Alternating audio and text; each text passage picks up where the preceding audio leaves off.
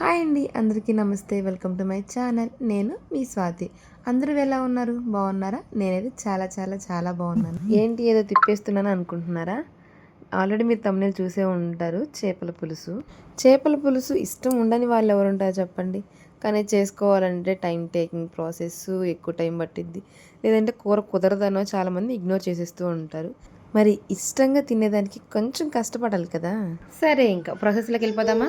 చేపల పులుసుకి మెయిన్ ఏంటి అంటే శుభ్రంగా వాష్ చేసుకోవాలి. మనం ఎంత బాగా వాష్ చేసుకుంటే చేప అంత బాగుంటుందన్నమాట. ఎందుకంటే మనం కడిగిన కొద్దీ దాని టేస్ట్ బాగుంటుంది. చేపల్ని సరిగా వాష్ చేసుకోకపోతే నీచు వాసన వస్తుంది. మనం ఎంత డబ్బులు పెట్టుకున్నా, ఎంత కష్టపడి చేసినా సరే టేస్ట్ అనేది రాదు.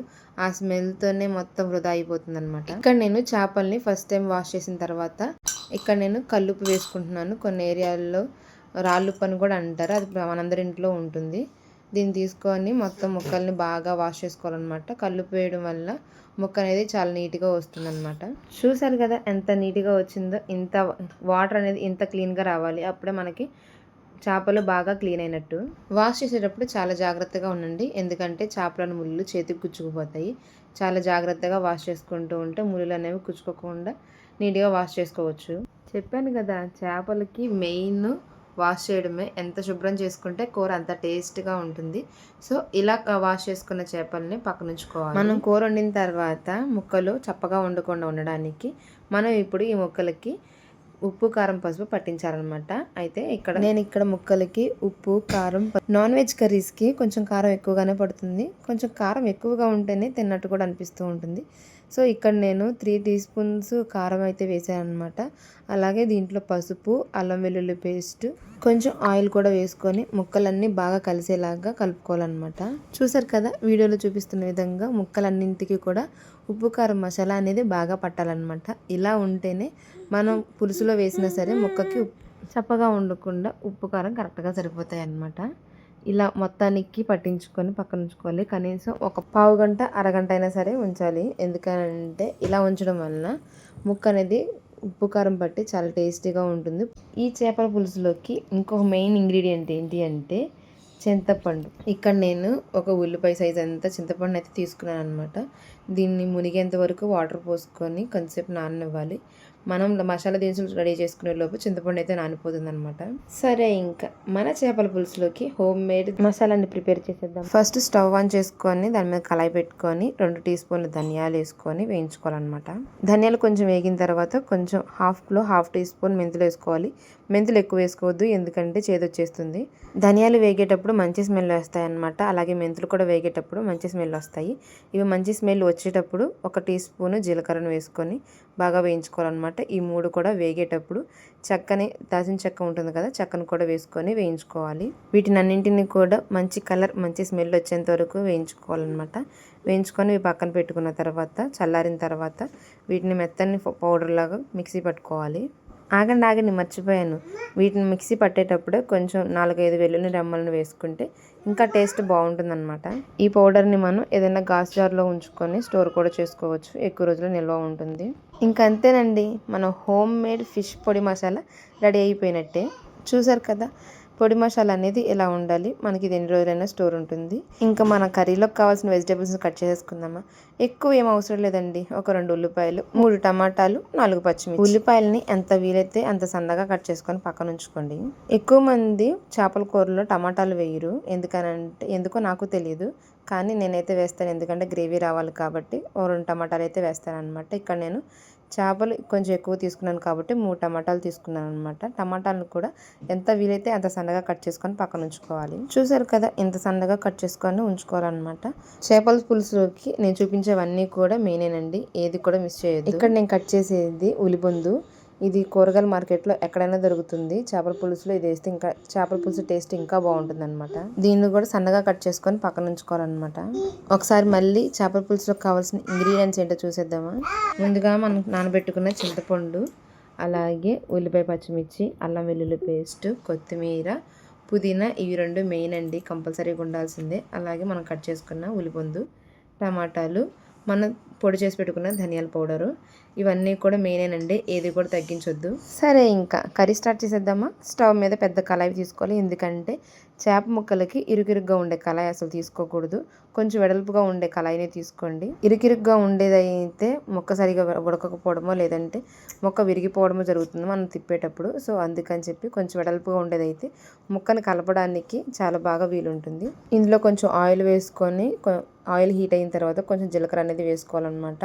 జీలకర్ర వేగిన తర్వాత మనం ముందుగా కట్ చేసి పెట్టుకున్న ఉల్లిపాయ పచ్చిమిర్చిని అయితే వేసుకొని బాగా వేయించుకోవాలి. దీనిపైన మూతను పెట్టి ఒక 10 నిమిషాలు మగ్గనివ్వాలి.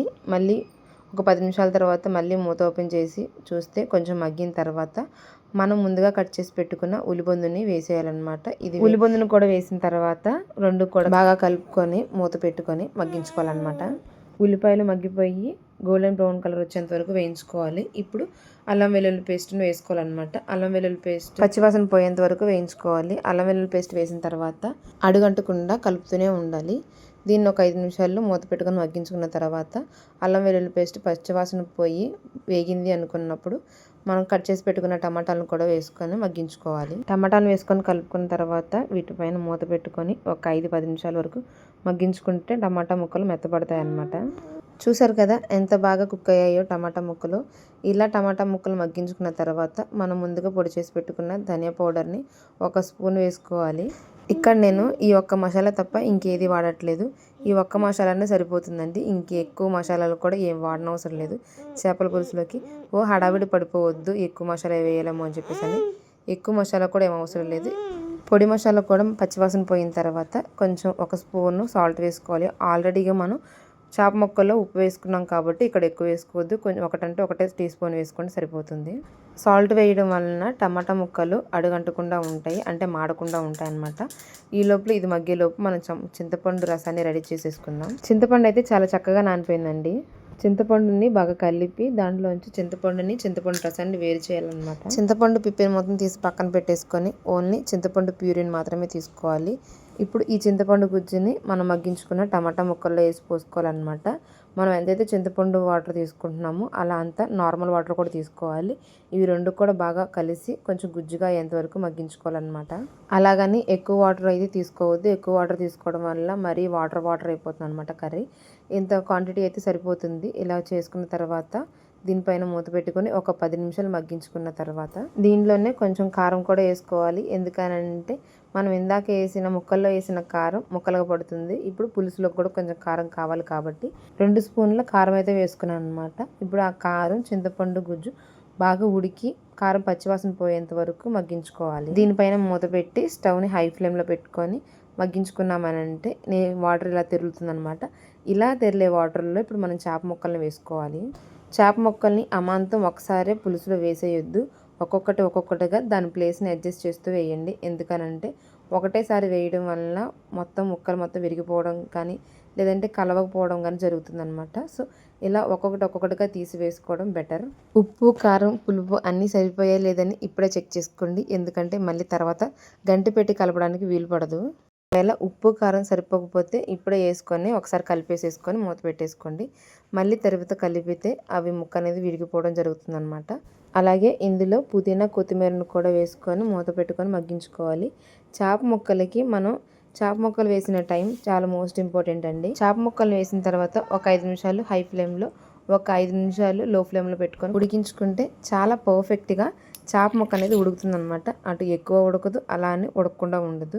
హైలో పెట్టుకొని మగ్గించుకున్న తర్వాత చేప ముక్కల్ని ఒకసారి ఎలా కదుపుతూ ఉండండి. ఎందుకంటే గంటి పెట్టొద్దు. ఇలా కదుపుతూ ఉంటే కింద నుంచి పైకి ముక్కలు అనేది కదిలి కొంచెం ప్లేసులు మారుతూ ఉంటాయన్నమాట. అప్పుడు ప్రతి ముక్క కూడా బాగా కుక్ అవుతుంది. ఇంకా అంతేనండి, ఎంతో టేస్టీగా ఉండి మన చేపల పులుసు రెడీ. చేపల పులుసుని వేడి మీద తినడం కంటే చల్లారిన తర్వాత తింటేనే చాలా బాగుంటుంది. అంటే రేపు తినాలనుకుంటే ఇవాళ నైట్ చేసుకుంటే టేస్ట్ అయితే చాలా అంటే చాలా బాగుంటుంది. మీరు ట్రై చేసి ఎలా వచ్చిందో నాకు కామెంట్ చేయండి. మళ్ళీ నెక్స్ట్ వీడియోలో కలుద్దాం. బాయ్.